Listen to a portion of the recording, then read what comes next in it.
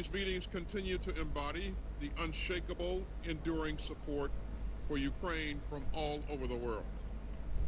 This contact group stands as a testament to our unity. Unity of purpose, unity of effort, and unity of values. None of us could have accomplished this much alone, but together we have committed nearly $50 billion in lethal assistance to Ukraine since the start of Russia's all-out invasion last February 24th. And our coordination is making a real difference in real time. The United States, Germany, and the Netherlands are working together to provide Patriot air defense systems to Ukraine. France and Italy are working to provide a SAMP-T air defense system. And a consortium of countries, including Germany, Poland, Canada, Portugal, Spain, Norway, Denmark, and the Netherlands, are working together to provide Leopard battle tanks to Ukraine. For more armored power, the United States, the Czech Republic, and the Netherlands are jointly providing more than 90 T-72 tanks. This is in addition to Poland's latest donation of T-72s. You are talking about? The UK has provided a company of Challenger main battle tanks and has worked with several countries to source more ammunition for Ukraine's defenders. And we're working together on training for the Ukrainian armed forces through bilateral and multilateral training initiatives, like the European Union's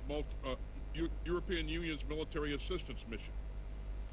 All of these donations and joint initiatives flow from our unity and our resolve. But we still have much more to do together, and we must intensify our focus. Ukraine has urgent requirements to help it meet this crucial moment in the course of the war. And President Zelensky underscored Ukraine's need for more equipment at our last meeting in Ramstein.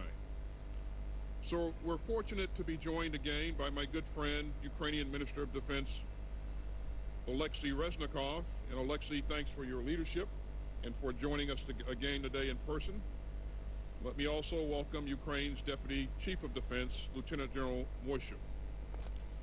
It's great to have both of you here with us, and your presentations will help us sharpen our focus on the situation on the battlefield and Ukraine's most critical needs. Of course, it isn't just our goal to provide equipment, it's to provide full and lasting capabilities. So today we'll continue talking about integrating and synchronizing our support so that Ukraine has combat credible capabilities that matter and endure. We'll also hear from our EUCOM commander, General Cavoli, on the integrated training that's being conducted across Europe. And we'll discuss industrial-based initiatives that will help sustain our support to Ukraine for the long term.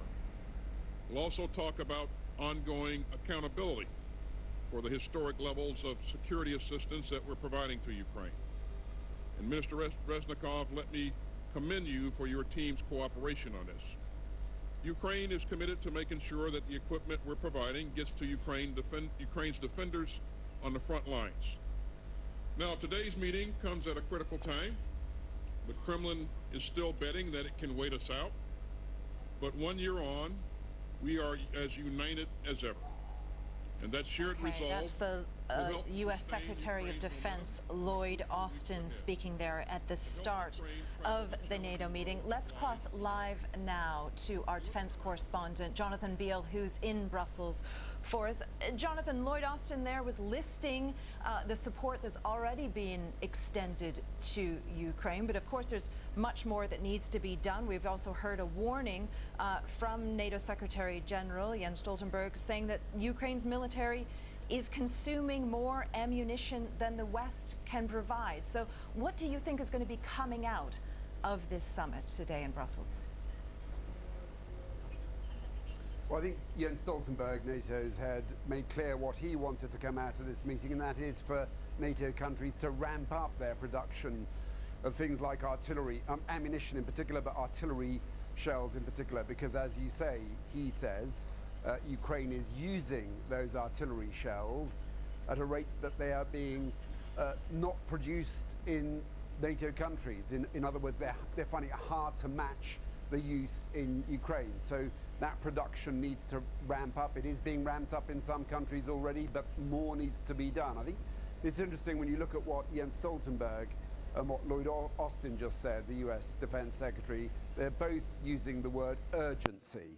There is that sense that this is a critical time because Russia, the signs are now in preparations, if not already carrying out new offensives, renewed offensives against Ukraine. And this is a window where Ukraine needs those weapons that have been promised by the West, by NATO members, including those tanks, but most importantly, those artillery shells. And remember, it's not just artillery shells for Ukraine that I think NATO is concerned about, it's their own stockpiles, because they're clearly eating into their own stockpiles of ammunition to help Ukraine.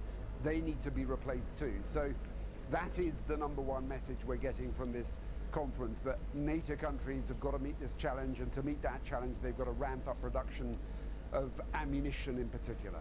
Jonathan, any indications which NATO members might heed this call? Well, we do know that ammunition, artillery ammunition, the production of it has been ramped up in, for example, in the US, that France has put in new orders too. The UK, we understand, has bought artillery shells from third countries and provided those to Ukraine. So it's not to say that nothing is being done, but clearly if you're having a situation where, I think in the words of Jens Stoltenberg, the waiting time for large caliber ammunition, in other words artillery ammunition, is going up from 12 months to 28 months, that is a problem. They have got to step up that production of those artillery shells if they're going to sustain Ukraine's forces on the front lines at this critical time. Okay, Jonathan, thank you very much. Great to hear from you. And we're going to be hearing more from Jonathan Beale, our defense correspondent, from that NATO summit throughout the day. Well, stay with us on BBC World News, still to come.